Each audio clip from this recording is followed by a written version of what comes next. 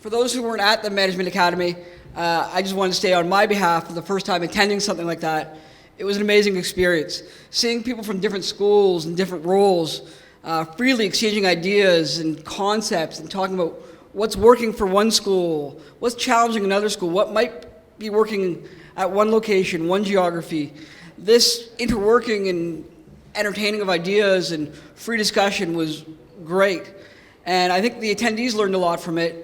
I know I did, as somebody who doesn't own a school or run a school, but supports schools. Some of the ideas that came out of it were really interesting for me. So I wanted to talk a couple minutes about some of the takeaways and some of the pieces that we learned and some of the pieces that we covered at the Management Academy that are really relevant, and as much as I can to distill it down to some key items. So we broke the Management Academy into a couple sessions, and we had roundtables and great discussion. And there were sort of three key areas that I was going to talk about, which is one, changing the traditional admissions model; two, some critical data points and KPIs that you can look at as a school; and last, what I call don't hesitate, automate, which is how to help your admissions staff and ease the burden on them while still making sure that all your touch points are completed. So the first piece in terms of challenging the traditional admissions model. So historically, schools have received a lead, whether it's from a web form or a call-in, anywhere they want, and that lead has been assigned to a rep. And it's been that one recruiter's job to call the lead and to email the lead and to text the lead and to keep calling and texting and following up until they make contact with the lead, which is great. When they make contact with that lead, their job is to book a campus appointment and bring them in. Great. And then they conduct that appointment and they introduce them to financial aid. And they own that lead throughout the process, really trying to drive them through to completion and conversion. But a lot of our really innovative and successful schools are doing it differently now. They're splitting the roles. So they're saying, I have staff that are really great on the phone, and I have staff that are really great in person. But I don't have necessarily people who are great at everything. And it's really hard to manage everything with one person. So if you split the roles, you take the job of the first contact point, for lack of a better term. We'll call it an appointment booker. And that appointment booker, what they do is they receive the lead, and they call them, and they text them, and their job is to book the appointment for the campus recruiter. And the campus recruiter's job is to take that appointment once they show up and follow them through the admission cycle through to conversion. So you're really splitting the responsibility into two roles, and that's turned into really great success. What you'll see is the appointment bookers are able to focus on making initial contact and following up and not just calling the leads once or twice or 4 times or 5 times or texting 2 or 3 times. They're really able to follow a full successful chain. And the campus recruiters are really able to focus on their post-tour follow-up and staying engaged with those recruiters and those leads, and not so focused on, oh, hey, I got a new lead now, I better call them right away, and losing track of where they are with their follow-ups. So that changing of the model and splitting it out is really helpful. And you don't have to hire a net new person to do the appointment booker role. You can leverage some of your existing staff. You can split your admissions team. You can take a portion of your admissions team. You can even engage your current front desk person who's marketing tours of the show to maybe make those initial outreach attempts before passing it off to a campus recruiter. That was one of the items that I heard that we presented that I heard a lot of excitement about at the Management Academy. People were really interested in this concept and changing the way they're doing business right now. The other piece is financial aid. So most schools have a financial aid process, but what we're seeing is that they weren't following through that process in their CRM. So in CampusLogin, we encourage all schools to have their financial aid appointments in CampusLogin logged, to have their financial aid staff outcome those appointments in CampusLogin, to have the follow-up from financial aid in CampusLogin. You want to have that full cycle from lead creation to conversion to student life cycle to graduation in one place. And you want to be able to know at a moment's glance where any person is in the cycle. That only works if all your departments are using the system together. And that includes financial aid. So I heard from a lot of schools that their financial aid people weren't necessarily using CampusLogin or any CRM They were feeding the notes back to admissions maybe, or back to campus management, or following up outside of a system. And we talked about that, and I've helped a couple schools since really tighten that process down, and it helps with your conversions and helps with your data and helps you as a school management know where your leads are and where they're falling off and where you're being successful. So that was one of the pieces, to have every department, including financial aid, use your system. Another piece was management understanding the process. So when I say this, it's that I heard from a lot of people at the tables that, yes, I have admissions call 4 times. Maybe it's 6 times. Maybe I have them text twice. Okay. And then they come in for a tour. Okay. And then what happens? And then they meet with financial aid. Great. And then what happens? They follow up. Who follows up?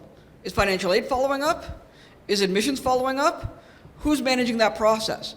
What's the handoff like? So that was just one area. And I say that management needs to understand the process, because that means that you need to understand the whole process. How many times should every lead be called? How many times should they be texted? What happens after they come in for their tour? What happens when they don't come in for their tour? What happens after financial aid engages? What happens if they apply day of? What happens if they don't?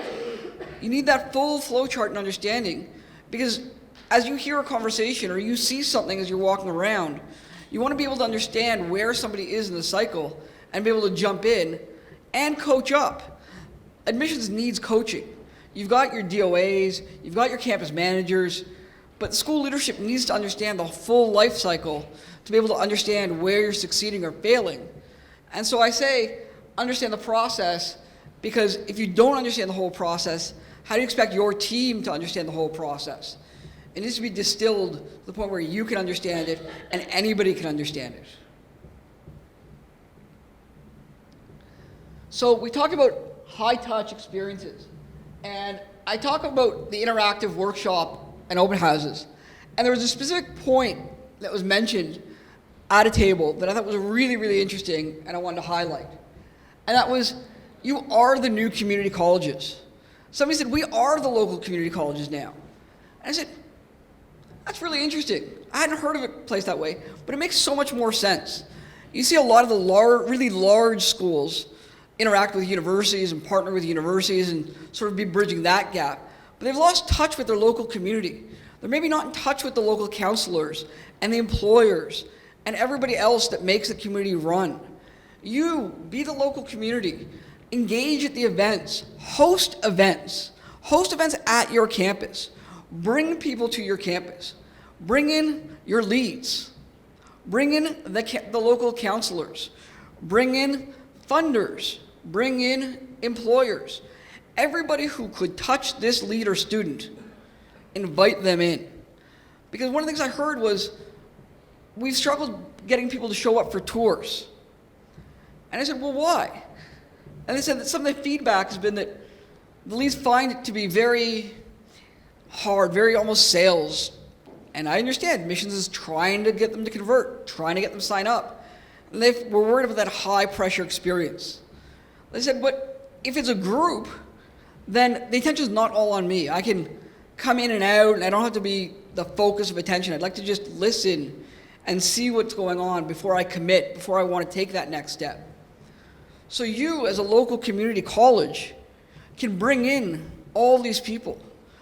Look at some of your graduates. Who's graduated from your school recently that's gained successful employment? Ask them to come back to speak to some of your leads. Make it a roundtable with some leads, some students, some graduates. Again, people who have hired your graduates. If you're using CampusLogin, and I hope you all are, if you're using our students module, and I hope you all are, we can help you with that. We can track what employers are hiring your graduates. It's really important, not just for governmental reporting, but for your full life cycle. You can go back to those same employers and say, hey, you've hired 5 of my graduates. Would you mind coming in and talking to some of my prospective students? These are people who could be your next employees. What skills are you looking for them to gain? How can we help them? Partnering with those employers so you're grooming your students to be the employees that they're looking for helps everybody throughout that process. So it's a really important item to think about. And so I say, be that local community and bring people to your campus. You get noticed, your location gets noticed, your staff gets noticed. Your leads become more comfortable. They're in an open environment. They don't feel as high pressure. You're still able to get their information. You're still able to talk to them. You're still able to have your instructors. You're still able to walk them through your school. You're not losing anything. You're gaining. You're gaining leads that may not have come before. You're inviting those people to bring people with them, family members, friends, whatever makes them feel comfortable. Those people are also potential leads for you. If they bring a friend, you may not have that friend's information. But if you put a draw out for a door prize for everybody and say, hey, fill in your information on this tablet, hey, you've just gained 3, 4, 15 leads. And how much did you spend to gain those leads? A lot less than your digital marketing costs were. It's a free lead, essentially. Promote your referral program. I heard it from a lot of schools. Hey, we have a referral program. We have a referral program. A lot of people have a referral program. But a lot of people don't talk up the referral program really well. Or they say, yeah, our admissions staff do a great job of referring people and asking students for referrals. And I say, great, but what's the next step of that? Well, are you asking your instructors about referrals? Are you asking part-time faculty about referrals? Are you putting up posters about referrals? I said, well, no, not really. I said, are you tracking your referrals? Do you know how many referrals you've gotten from a student, from an employer, from a local community event? Well, yeah, we sort of track that. And I said, okay. And I say, how much do you offer in your referral program? And I heard 150, I heard 200, I heard 300. I said, great. And I said, do you know how much you're paying the average digital marketing lead? And I said, well, 700, 800, 900 by the time they come in for a tour. I said, okay. Now, when I tell you that your referral leads converted almost 50%, and compare that to your web leads that convert 15, 20, 25 if you're doing an amazing job. So here you are spending less money and converting at a higher rate by just promoting an offering you've already got. You're not spending more money in a sense because all the money you spend is going to be converted.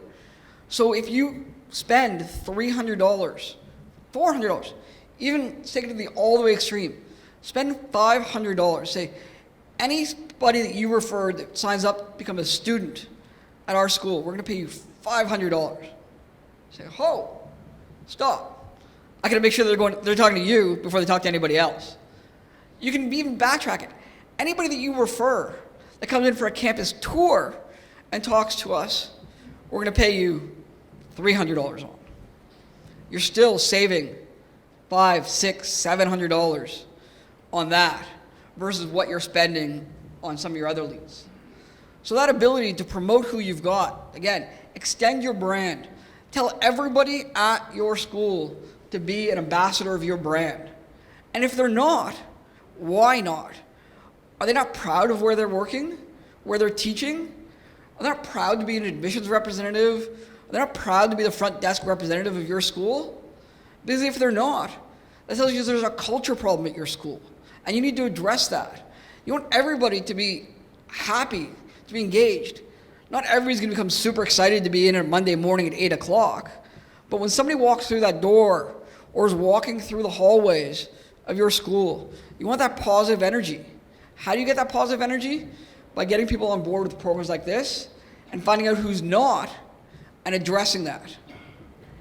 So I just want to say that I heard a lot about referrals, and I didn't hear a lot about tracking referrals and promoting referrals.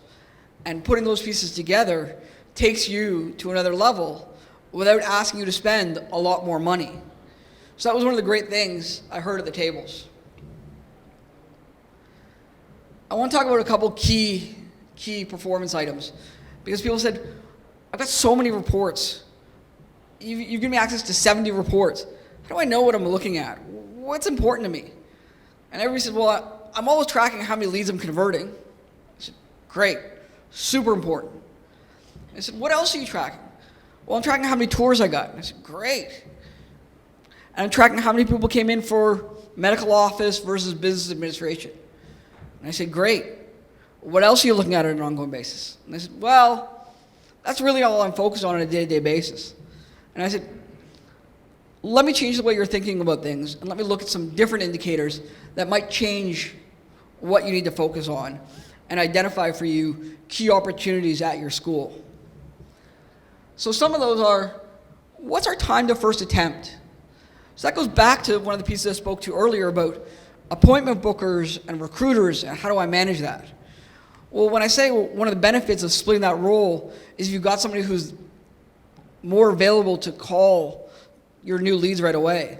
You know that if somebody fills in a lead form today, right now, the best time to get a hold of them and to call them is the sooner you can call them, that speed to lead is really important. But that's not all that it's about. It's about following up with them and not just calling once and not just saying, oh great, they filled in a lead form at 12:05, I'm calling them at 12:07 and I got them in 2 minutes and they're going to answer my call right away. It's not that simple, but you want to measure your time to first attempt. How long is it taking us to reach out? But also, how long is it taking us to actually make contact? That's what's key, is how long is it taking us to make our first attempt, but how many are we contacting? How many are responding to our phone call? How many are answering our call, our email, or our text? And how long is it taking us to do that?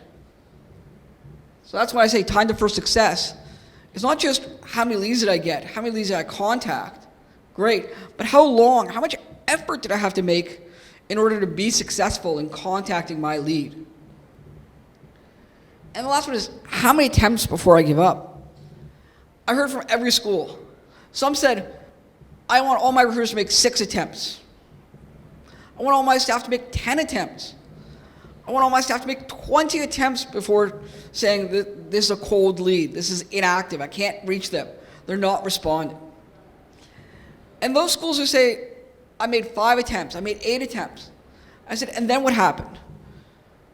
I stopped following up. Why? They weren't responding.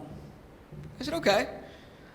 But there had to be a reason they filled in that form. There had to be a reason they clicked on that ad. It's not just that you magically came up with their information.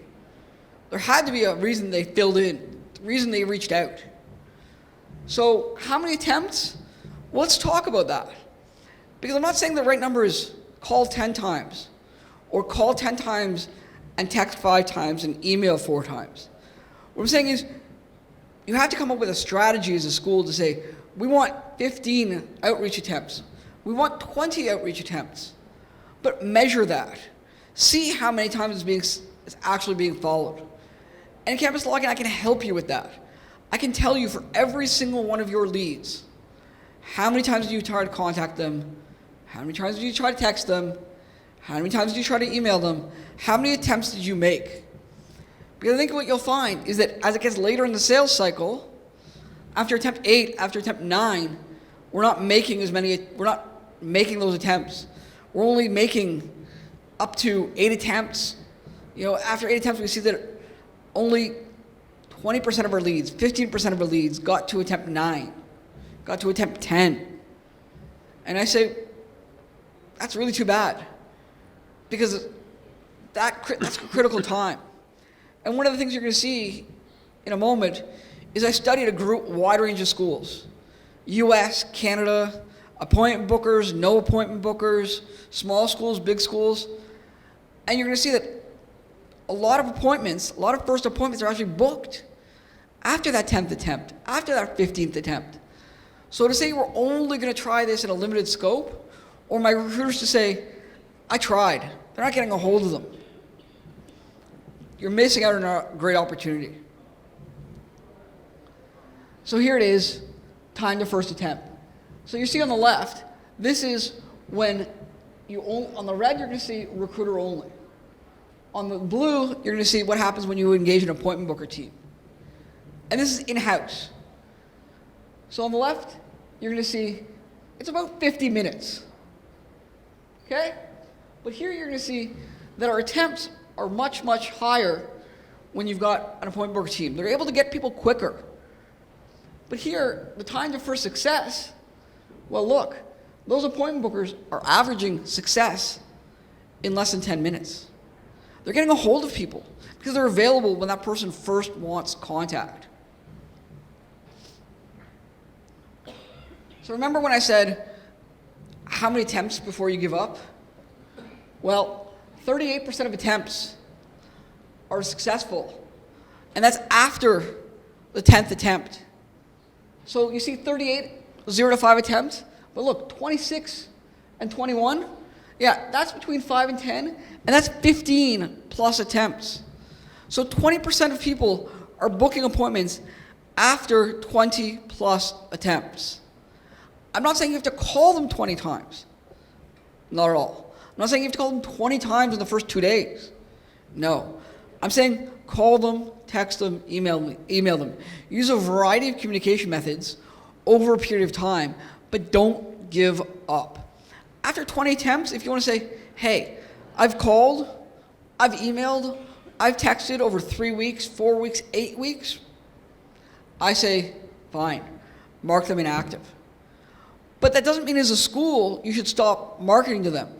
It means your recruiters and appointment bookers should maybe slow down the calling, but you need to automate your trickle marketing at that point and have a campaign dedicated to inactive or cold leads to reintroduce your brand to them, to keep them top of mind and say, hey, reach out to us. Hey, you asked for help. We're here. Here's the great things we do.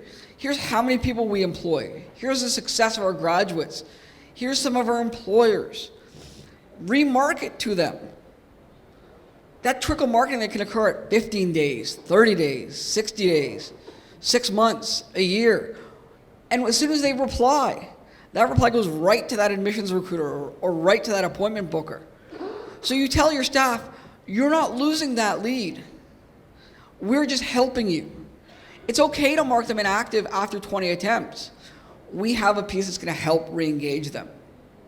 So it's really important that staff don't give up, but you have the tools in place to really keep those leads engaged and to re-engage them if they say, we've tried and we can't get a hold of them. So again, 38% of the time you're getting a hold of them in those first 5 attempts.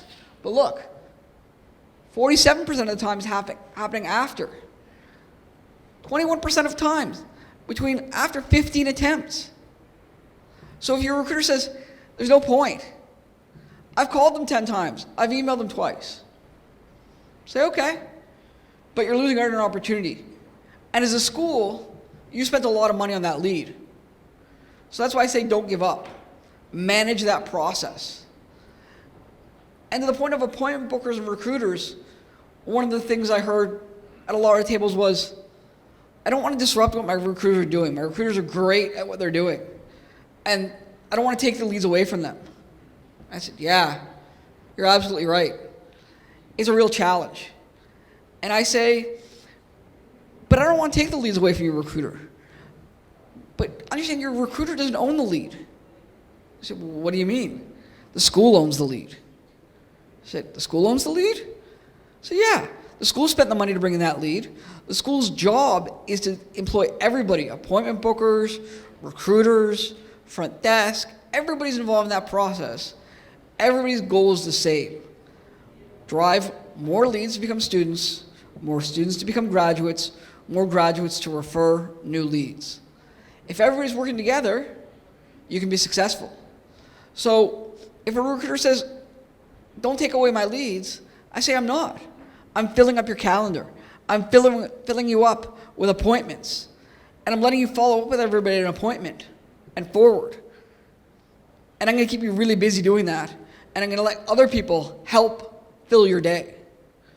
So don't shy away from changing because your recruiters are caught up in traditional thinking of they own the lead. They're managing the lead. They're managing part of the process, but the school owns the lead, and your school and your campus is working together to drive that lead to convert.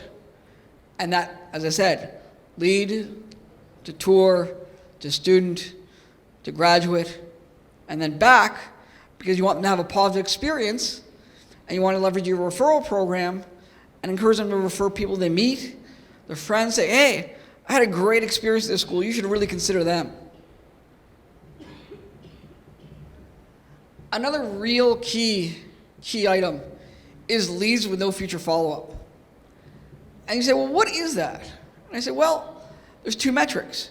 There's all the people that have not yet come in for an appointment, that don't have a next activity booked, and all my people that have come in for an activity that have a next appointment booked. And I said, well, what does that mean? And it means that along your sales cycle, there should be only a few outcomes. Outcome one, lead has a future follow-up booked. You've called them, you didn't get a hold of them, you've booked another call, or you're going to send them a text tomorrow, or an email Tuesday, whatever the next action is, you've scheduled that in your calendar. It's not scribbled on a piece of paper, it's not a sticky note somewhere, it's not just in your head, you've scheduled it in the calendar to be completed. Outcome one. Outcome two, they have told me not to contact them anymore. Or I've tried 20 attempts and I can't get a hold of them anymore. Okay? I'm marking them cold or inactive. Fine. That means no future follow-up needs to be scheduled. This is a dead lead at this point, right? It's a lead that needs nurturing. We're not going to call them. We're not going to focus on calling them as much or texting them as much. We're going to let some automation happen in the background to re-engage with those leads. But everybody else, whether it's just a phone call you've made, or whether you've had a conversation, or whether they've come in for a tour, or financial aid, or anywhere else in the process except for student, even if it's they've signed an enrollment contract but they haven't yet started, needs to have a future follow-up booked. And this report is telling you how many people do I have that don't have a future follow-up booked. How many leads have I abandoned? How many leads have I given up on? Not because I couldn't get a hold of them, not because they weren't interested, because I'm just forgotten about them, or I don't have time. And I say, traditionally, a lot of my schools say, well, my recruiter has 5 of these, 6 of these. It's not that big a deal. We'll deal with it. They have 10 of them. They have 15 of them. It's a couple months. It's not a big deal. They have 30 of them, 40 of them over the year. It's not such a big deal. Day to day, they're okay. I say, okay. So you have 20 of them over the last 3 months, 40 of them over the last 5 months? Yeah. And that's okay. Yeah, we're willing to accept that threshold. I say, but how much money is that? I say, well, what do you mean how much money is that? So, well, how much does it cost you to bring all those people in for tours that haven't followed up? And I said, it costs you money to market. So maybe it's a search engine marketing lead that you've paid $100 for. And maybe of all your digital marketing leads, you're maybe contacting 40% of them, right? So multiply that cost. Now, it costs time for your staff to meet with that person. Yeah, it has. So those 20 or those 25 leads, you've spent $50,000, $60,000, $70,000 on to get to this stage. That's just spend. Now let's look at another way. You spent $70,000 and they're sitting there in that recruiter's bucket waiting for a next action to occur. Now if you convert 25% of those people at $8,000, say, for a contract, so right there, you've already turned a profit. You've already covered all your costs. You've doubled your money by just following this process, just making sure that their leads with no future follow-up is 0. And there's no reason it can't be 0. Because if they say, I don't have time to follow up on all these, I say, great, no problem. I'm going to get somebody else to help you with some new leads right now, and I'm going to let you focus on this. And watch, they're going to quickly say, no, I'll make sure I'm on top of this. It's important that management follow up on this and chase this. And don't let this become anything other than 0. If it's 1, if it's 2, if it's 10, it costs you money. How much money? So stop thinking of this in terms of 10 leads. Start thinking of this in terms of $80,000, $120,000. If your average program is $15,000 and you have 80 leads on this list, how much money have you given away to your competition? Because some of these leads are going to school somewhere. And if your staff doesn't follow up on them, then somebody else's staff is. And somebody else's staff is going to take them to their school and tell them how great it is to go to their school and how important they are to them. Because here you've said, they're not really that important to me. They'll call me back if they're interested, or let them do the work. It doesn't work, right? If you don't stay on top of them, they're going to go elsewhere. People's attention span, if you're not on top of them, is short. If you're on top of them, you're going to be in their face. And I'm not saying call them tomorrow and the day after, call them every day. You have to balance it, I understand. But if you're going to call them on Friday, or text them on Wednesday or Thursday, schedule that future follow-up. And as management, when you see that there's something not happening there, ask yourself why. Is it my admissions focused so much on net new leads and trying to cherry pick and quick closes that they're not following up on those longer sales cycles? Is it that they're not working the system properly and marking those leads inactive that have said that they're not interested or can't go forward or couldn't secure funding? Because that's okay. We don't want to punish that. We just want to say, update them, keep them current. How do you do that? By managing your day. You're going to schedule your follow-up. You're going to check this report. All your follow-up activity is going to be in your calendar. You're going to work off your calendar, your new leads, and you're going to do as a double check. There's no future follow-up, and it's going to be 0. And management's going to look at it twice a week, 3 times a week, once a week. Just check it and watch. This is your low-hanging fruit. When I hear schools say, I need more leads, we're really struggling with generating leads. Our lead flow is down. I said, wow, that's tough. It's a really competitive market out there. And leads are getting so much more expensive to buy. And I say, yeah, they are. But how many leads are you forgetting about? I'm on top of all my leads. Great, so let's check this. Is it 0? If it's 0, I'm going to back off and I'm going to say, great, phenomenal. Your staff needs more leads. But if it's not, and your recruiter says it's slow now, I need more leads, say, here's your conversions. Go hunt them. They're waiting for you, sitting there. So don't forget about them. Engage them. Stay on top of them. The last piece I want to talk about is what I call don't hesitate, automate. I heard it from a lot of schools at the roundtables, and they all said, I really want to push my admission staff, but there's so much for them to do. They need to call their leads. They need to email their leads. They need to text their leads. They don't know how often to follow up, when I followed up with this person last, when I followed up with that person last. So yeah, admissions is really tough right now. It's hard to manage that follow-up. You've got to stay on top of them. Well, automation can help. And then I hear recruiters say, well, no, I don't want you to automate that. I don't want you to take that work away from me. I said, I'm not taking the work away from you. It's going to come from you. That email is going to come from you. That text is going to come from you. You just don't have to manually execute it. So things like self-serve appointment booking. How great would it be when your immediate responder goes out or your manual email goes out from your recruiter and it says, thanks for your interest. Here's the information on your program. Great. If you're interested, click here and book your appointment, your campus appointment directly. It stops a lot of that back and forth. Hey, can I come in Tuesday at 1 o'clock? I'm booked at Tuesday at 1. How about Wednesday at 11? No, Wednesday at 11 is not good for me. And you go back and forth. No. Click here. You'll see my calendar. Pick a time that's convenient for you. Hey, what a concept. I do it when I get my hair cut. You do it at the bank. I want to do it with the school. People love being able to take control of things themselves, so let them. When that person goes and loads the calendar, they're going to see the calendar of the recruiter. It's not going to show them that they have an appointment with Joe Smith at 11. It's going to say they're unavailable at 11, but they have an availability at 12. They have an availability at 1. It's going to allow that person to book their own appointment.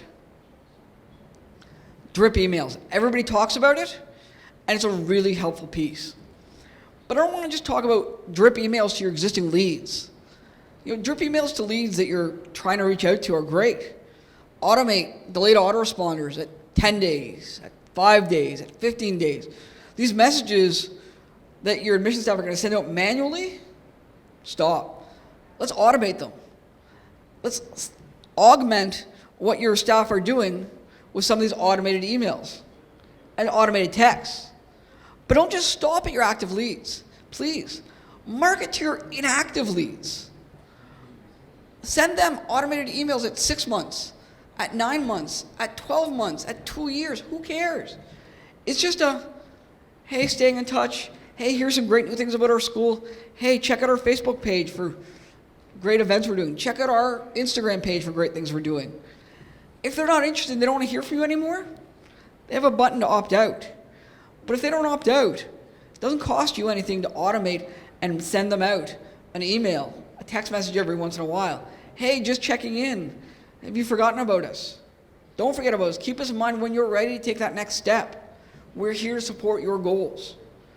When that person then says, hey, I'm interested now is the right time for me to go back to school, or now I might be eligible for financial aid, and they reply or they fill in a lead form again, it's going to go right back to your campus recruiter or your appointment booker, and they're going to see that history of that lead. They're going to see everything on their contact sheet. They're going to know that, hey, last time wasn't the right time for them to go to school, but now this person's re-engaged, and they are. So follow up with them. You can have a really intelligent conversation because it's all right there.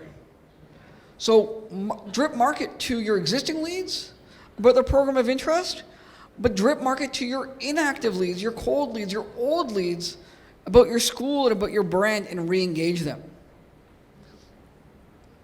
Reduce the manual follow-up process. So remember when I said, I want you to call your leads 10, 12, 15 times and text them and email them. Well, we have a great system in CampusLogin to automate that. We can automate your calling cycle. So you can say, I want a call zone in the morning, and one in the afternoon, and one in the late afternoon and early evening. And after they call in the morning, I don't want them to call again in the afternoon. I want them to call again in the evening. Great. So we can help you automate that. And what does it mean? We're not going to make the call, but we're going to move that lead in and out of the staff's calling list based on the last attempt time. So if they're on attempt 5 and they've called 5 attempts, then you're going to simply say the next attempt is going to occur 2 days later at 5 o'clock. So that's it. Automate that follow-up process. The last thing I want to just talk on is stop looking at how many leads we've got and how we're converting those leads, but look at it from a top down. How many students do I need? Based on my conversion rate, based on how many tours are becoming students, I need this many successful tours. Based on how many leads I'm able to contact, I need this many leads. Work your sales cycle backwards with real percentages out of our reports. It's going to help you. It's going to change. So it's not just I need to buy more leads. It's how many leads do I need in order to get to my student target? And this can help you with that. And the last thing I say from the CampusLogin side is we're here to support you. So if you want to chat, log into CampusLogin, we're on a chat. You can book a webinar with me. You can book an email, a telephone call with myself or any of my other account managers. Whatever your preferred method is, we're here to support you. We're here to help you get that most out of your reporting, the best out of your automation, the best out of your school. Just ask us for help. We want to help you. Thank you.